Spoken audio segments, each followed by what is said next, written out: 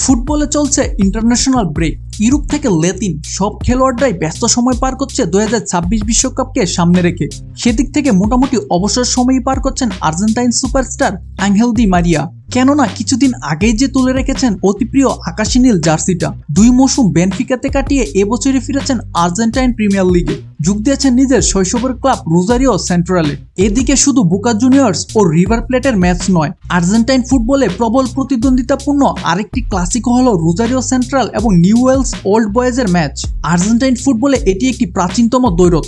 120 বছরের পুরনো এই দ্বৈরথে সর্বশেষ প্রিমিয়ার ডিভিশনে নিউওয়েলসকে 109 গোলে হারায় রোজারিও সেন্ট্রাল। সেই ম্যাচে ফ্রিকিক থেকে এক চোখ ধাঁধানো গোল করে নিজের দলকে এ জয় উপহার দেন আঙ্গেল দি মারিয়া। ম্যাচ জয়ের পর সংবাদ সম্মেলনে এসে তিনি নেইমারকে নিয়ে এক আশার কথা শোনান, যা শুনে খুশি হতেই পারেন ব্রাজিলিয়ান ফুটবল ফ্যান্সরা। বিশ্বকাপ জয়ী দি মারিয়ার কাছে জানতে চাওয়া হয়েছিল নিউওয়েলসের বিপক্ষের ম্যাচে রোজারিওতে কোন তারকা খেলোয়াড়কে তিনি সাথিত্য হিসাবে পেতে চান। এ প্রশ্নের জবাবে তিনি সাফ জানিয়ে দেন তিনি সাথিত্য হিসাবে নেইমারকেই চান।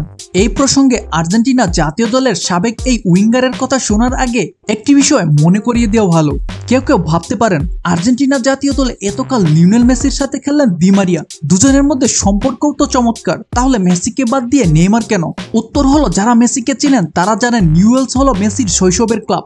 37 বছর বয়সী দি মারিয়া যেমন ক্যারিয়ারের গদুবি লগ্নে ফিরেছেন তার শৈশবের ক্লাবে, মেসিও তেমনি আর্জেন্টিনায় ফিরলে নিশ্চয়ই যোগ দিবেন তার শৈশবের ক্লাবেই। তাই সম্ভবত তিনি মেসির নাম বলেননি।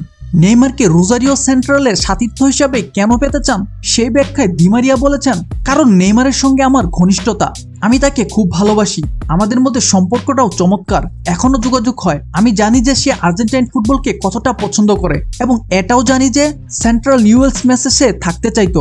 দি মারিয়ার মতো নেইমারও ইউরোপ মাতিয়ে সৌদি আরব হয়ে ফিরে গেছেন ব্রাজিলে, যোগ দিয়েছেন তার শৈশবের ক্লাব সান্তোসে। 33 বছর বয়সী ব্রাজিলিয়ান তারকা চোটের কারণে সম্প্রতি বিশ্বকাপ বাছাইয়ের জন্য ব্রাজিল জাতীয় দলে ডাক পাননি। তবে গত বৃহস্পতিবার এই চোট পাওয়ার আগে সান্তোসে টানা 7 ম্যাচে 90 মিনিট মাঠে ছিলেন এবং এই মৌসুমে 19 ম্যাচে করেছেন 6 গোল। দি মারিয়া এরপর নেইমারকে নিয়ে এক স্বপ্নের কথা বলেছেন। ব্রাজিলিয়ান তারকাকে তিনি রোজারিওতে সাথিত্য হিসাবে পাওয়ার স্বপ্ন দেখেন এবং সেই দাওয়াতটা তিনি নিজেই নেইমারকে দিতে চান।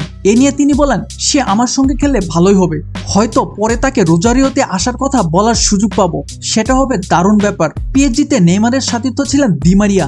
2017 থেকে 2022 সাল পর্যন্ত নেইমারকে ফরাসি ক্লাবটিতে সাথিত্য হিসেবে পেয়েছিলেন রোজারিওর এই অধিনায়ক। পিএসজিতে দুজন মিলে জিতেছেন 11টি ঘরোয়া ট্রফি, একসঙ্গে 116 ম্যাচ খেলে জিতেছেন 78 ম্যাচ, 17টি ড্র এবং হেরেছেন 21টি ম্যাচ।